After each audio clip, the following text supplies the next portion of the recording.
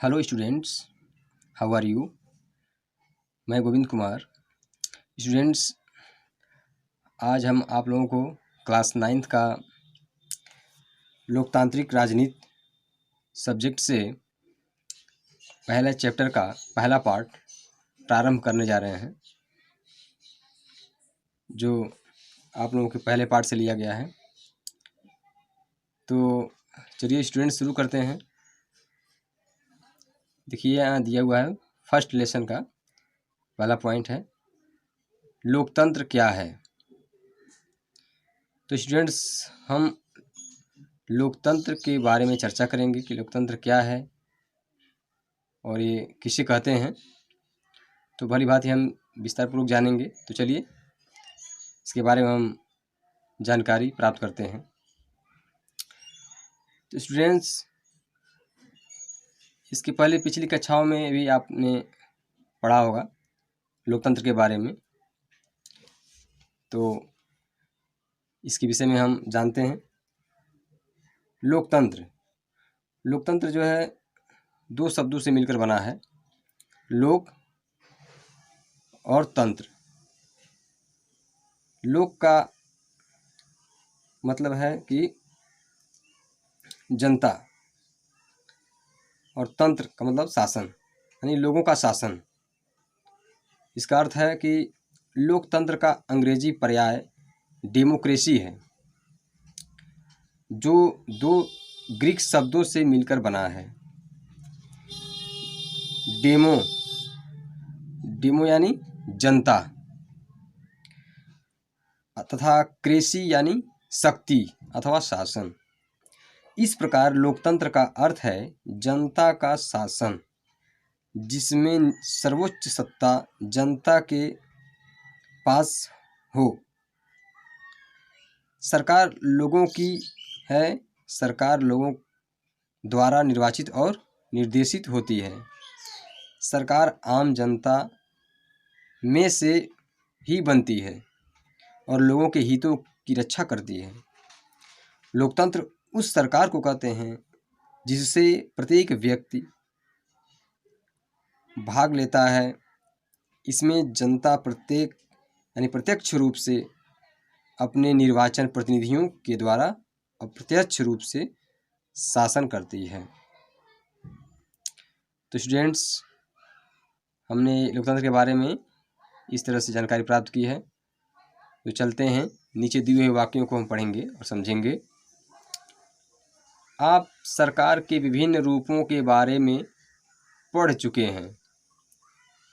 लोकतंत्र की अब तक की आपकी समझ के आधार पर कुछ उदाहरण देते हुए सरकारों की कुछ सामान्य विशेषताएं लिखें।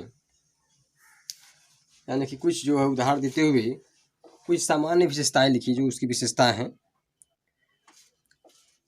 वहाँ पॉइंट दिया हुआ है कि लोकतांत्रिक सरकारें, इसकी विशेषताएं के बारे में हमको लिखना है और जानना है।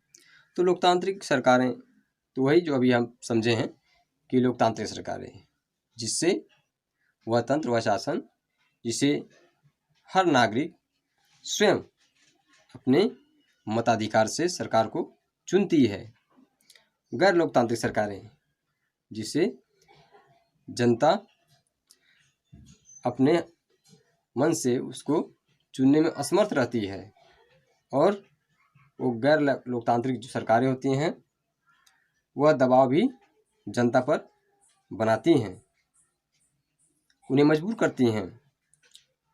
जो गैर लोकतांत्रिक सरकारें हैं ये जनता को मजबूर करती हैं कि मत देने का, कि जहां वो चाहते हैं वही मत दें। ये जनता को प्रेशर करती है।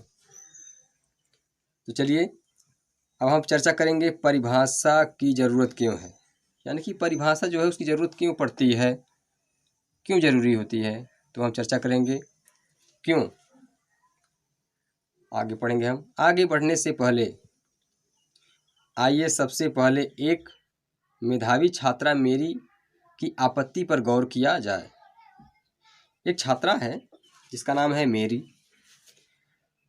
इसके आपत्ति पर क्या इसकी परेशानी है, क्या दिक्कत है इसके आपत्तियों पर हम गौर करेंगे कि ये क्या कहना चाहती है।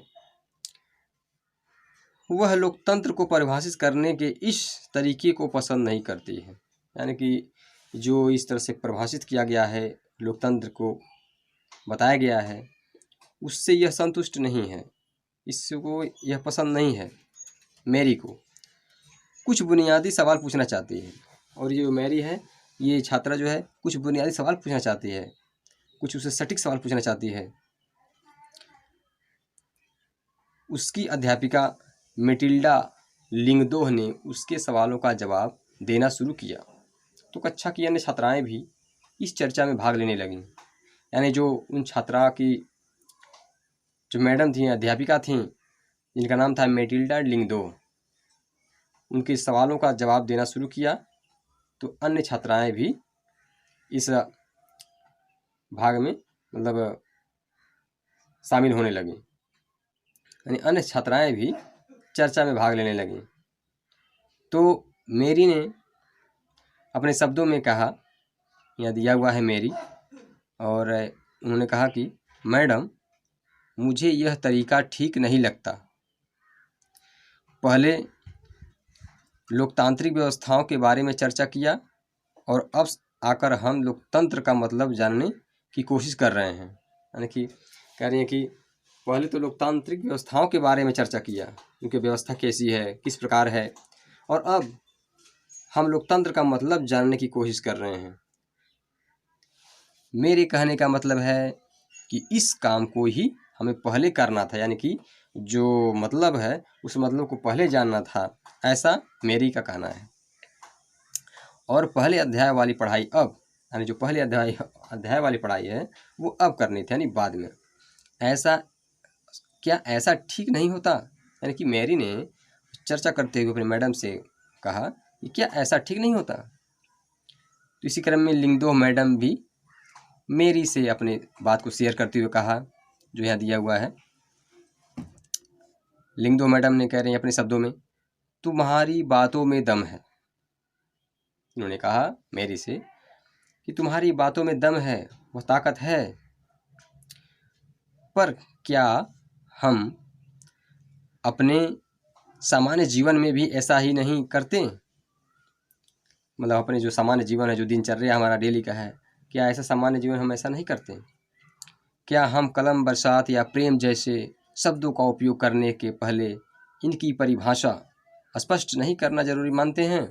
यानी कि जैसे बरसात हो या प्रेम जैसे शब्दों का उपयोग करने से पहले जो होता है, इनकी परिभाषा स्पष्ट करना जरूरी नहीं मानते हैं, यानी कि जरूरी मानते हैं। तो जरा सोचो, क्या हमारे पास इन शब्दों की बहुत स्पष्ट और सर्वमान्य परिभाषा है? शब्दों का उपयोग करके ही हम उनका अर्थ जानते हैं, यानी कि जो शब्द है, किसी भी के बारे में जब जानना होता है तो उस शब्दों के बारे में हम जानते हैं कि वह शब्द हमें क्या बताता है, उसका अर्थ क्या है। तो उस तरह से जब हम उस शब्दों के बारे में निचोड़ निकालते हैं, तब हमको पूरी जानकारी मिलती है कि ये शब्द का मतलब क्या, वो क्या कहना चाहता है। इसलिए हमको इसकी परिभाषा बहुत ज़रूरी है, और शब्दों का प्रयोग या उपयोग करके ही हम उनका अर्थ जानते हैं।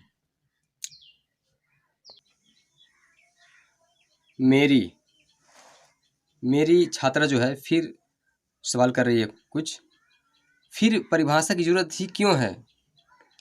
मेरी फिर कह रही है कि फिर परिभाषा की जरूरत क्यों है?